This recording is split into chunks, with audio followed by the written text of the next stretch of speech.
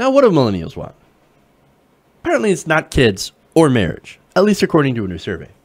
Now, millennials in the United States have a different set of values on social and economic topics than the generations before them, according to a new report from the U.S. Census Bureau. Well, this is interesting. And of course, you're suddenly going to get a whole lot of articles from people who are generally millennial bashers saying, oh my God, why aren't millennials getting married and having kids? There's actually some really good answers to that question, and we'll go over that, of course. Now, the report compared data about relationships, education, and economic accomplishments of modern Americans aged 18 to 34 to those in the same age group in 1975. So, comparing modern millennials to people within that age range back in the 1970s.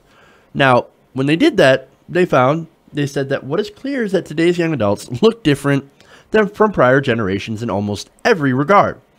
How much education they have, millennials generally have more. Their work experiences, millennials generally have a more unfavorable work experience. In fact, millennials are the people who tend to work even harder at jobs and call themselves work martyrs because they give up paid time off because they want to seem indispensable to the company. And not only that, but when they start a family and even who they live with while growing up, according to that report. So, look, on that, yeah, of course, we do see things a lot differently because of our different experience. So let's look at some of those.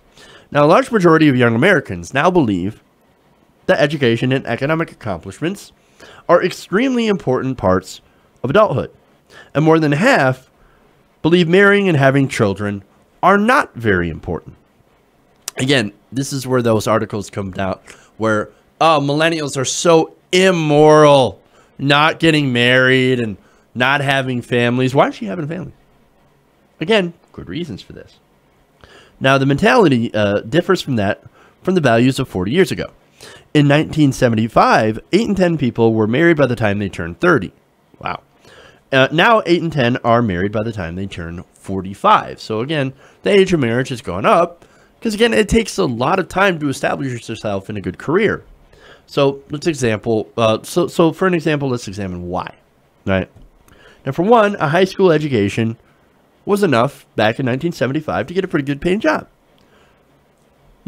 That job would a lot of times include good health insurance and a pension. Now, do a lot of jobs offer that?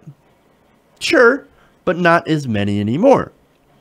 For a lot of jobs, you need a bachelor's degree, at least to get a fast food or at least to get something better than a fast food job.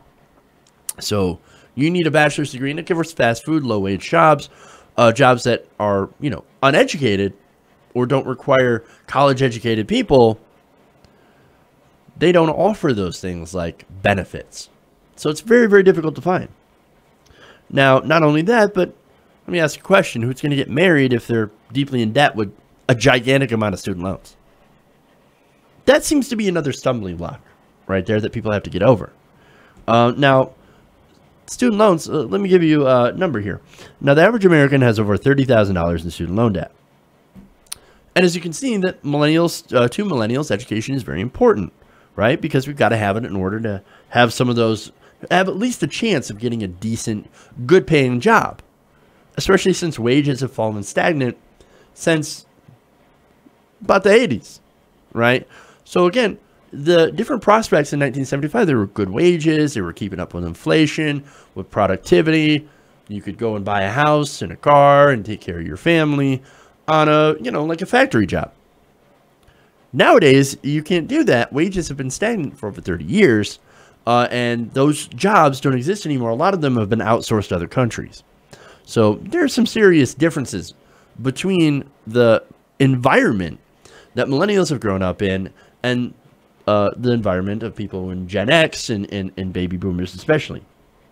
So now you get this $30,000 in debt, which again, school is a lot more expensive, about 1,000 times more expensive than it was back in 1975. You can't get that good education for very cheap anymore. You got to take out these loans, $30,000 in them. Well, do you really want to get married or have a family when you've got this giant amount of debt hanging over your head? I think most people are like, no, that's stupid. Let's not do that. let's make sure that we get our loans at least handled to get ourselves set up for a brighter economic future before we decide to settle down and have families. It's common sense, right?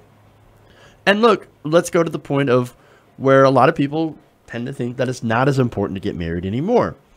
Look, I think and I can't speak for all millennials, but I think a lot of us think it's not required anymore. And, you know, it's mostly just a tax break. There's not that religious or moral component to it anymore. And again, I can't speak for all millennials, but personally speaking, I'm not a religious person, so I'm not going to believe in a religious ceremony. There are actually two different kinds of marriage. There's a religious marriage and there's a civil marriage. And so the religious, of course, is the whole, you know, getting married in a church and joining your souls forever, blah, blah, blah, whatever. And the, you know, civil marriage is the piece of paper. So, and a lot of people are like, we're just going to forego that because we don't really need it. Now, it does come in handy because I guess, again, the tax benefits that are inherent in getting married. And that's, of course, why a lot of same-sex couples have been fighting for marriage. So, but look, not only that, but the data shows that in the last 40 years, women have actually made considerable economic gains and progress with employment. Now, that's important, too.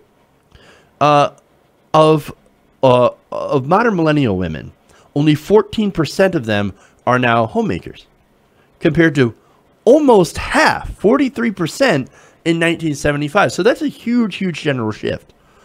A huge generational shift in women staying at home and versus women being in the market now. So with women being more independent, there's less emphasis on getting married. It's almost like, and I think maybe it might be a little unfair to say this, but in 1975, it might have been like, oh, I got to get married so I can get out of my parents' house and get, you know, get taken care of by my husband and have families. It's like, it's almost like back in those days, that's what women were expected to be. Okay. So they wanted to get married for that financial stability. Now, that's, of course, changed considerably, especially since we've seen a decline in men's employment and economic gains. Now, look, a lot of people might look at that, be like, I see the men are ruining women. Not necessarily, dude. I think a lot of it is traditional jobs that were held by males were going away and had also been automated. Look, there's a huge difference. You just can't work at the plant anymore and buy a house and new car and let your wife stay at home.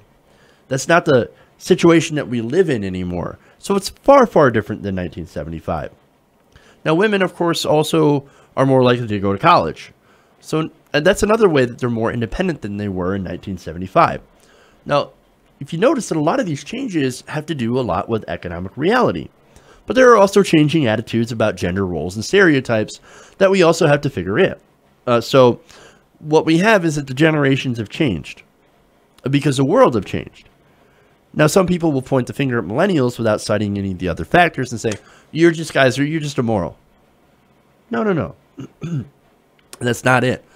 Our generation, at least on the economic side, is more of a reaction to neoliberal policies that have killed the American dream and have kind of left us to adapt to a new type of economic and social reality.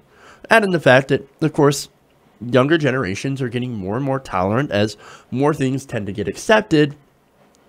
Then you've got this big difference in what was considered moral roles and traditional gender roles versus what they are now. So again, there's these huge changes. So, but overall, I mean, a lot of this shouldn't be surprising, okay? So we know the results. We know what's going on. Now, the real conversation is what needs to happen and how do we make this better? Now, look, not having family and kids, this isn't a societal problem. It's going to be presented as a societal problem, but again, I don't really think it is.